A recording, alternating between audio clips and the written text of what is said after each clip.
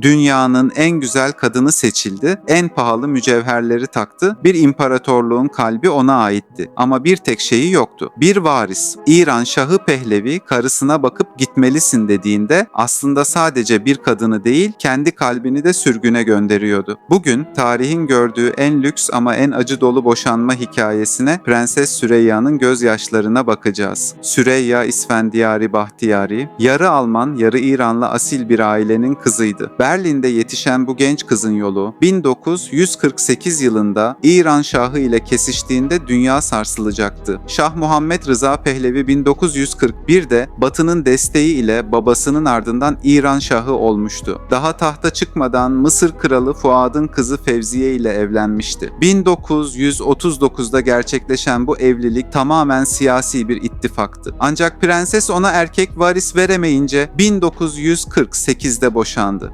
Ardından karşısına ona aynı kaderi yaşatacak bir başka kadın çıkacaktı. Fakat bu kez Süreyya'nın ahı tutacaktı. Şah Süreyya'yı ilk görüşte aşık olmuştu. Kısa sürede gerçekleşen nişan ve ardından gelen o devasa düğün, 2000 elmaslı gelinliği, tonlarca gümüşle süslenen saray odaları ve dünyanın her yerinden gelen krallar, kraliçeler, ikili müthiş bir düğün ile evlendi. Süreyya artık İran'ın kraliçesi, halkın sevgilisi ve şahın en büyük tutkusuydu. Ancak bu masalın üzerinde sarayın karanlık dehlizlerinden gelen bir gölge dolaşmaya başladı. İkili dünyada oldukça popülerdi. Bu popülerliğin asıl kaynağı Şah Rıza Pehlevi'nin Batı yanlısı oluşu ve bu sayede medyada örnek gösterilmesinin yanı sıra Prenses Süreyya'nın güzelliğiydi. Hatta 1956'da Şah ve karısı Türkiye'ye resmi ziyarette bulunduklarında Türk basınında göz kamaştıran kraliçe başlıklarıyla çok geniş yer buldu ve ülkemizde kimi aileler prensesten esinlenerek yeni doğan kızlarına Süreyya ismi takmışlardı. Fakat yıllar geçiyor ama saray beklediği müjdeyi bir türlü alamıyordu. Süreyya hamile kalamıyordu. Dünyanın en iyi doktorlarına gidildi, en pahalı tedaviler uygulandı. Sonuç değişmedi. Saray erkanı fısıldaşmaya, Şah'ın annesi baskıyı artırmaya başladı. Pehlevi hanedanının sonu mu gelecek? Sorusu sarayın soğuk duvarlarında yankılanıyordu. Şah, Süreyya'ya imkansız bir teklif sundu. Üzerine bir kuma getireyim, sen kraliçe kal ama varisi o doğursun. Süreyya'nın cevabı tarihe geçti. Ben aşkımı paylaşmam. Onurum tacımdan daha değerlidir. Tarih 13 Şubat 1958. İran televizyonu ve radyoları hayatın durduğu o anı yayınlıyordu. Şah boğazı düğümlenerek gözyaşları içinde boşanma kararını okudu. Devletin bekası aşkı yenmişti. Süreyya artık bir sürgün kraliçeydi. İsviçre'ye giden o uçağın camından İran topraklarına son kez bakarken yanında sadece mücevherleri ve bitmek bilmeyen hüzünlü gözleri vardı. Şah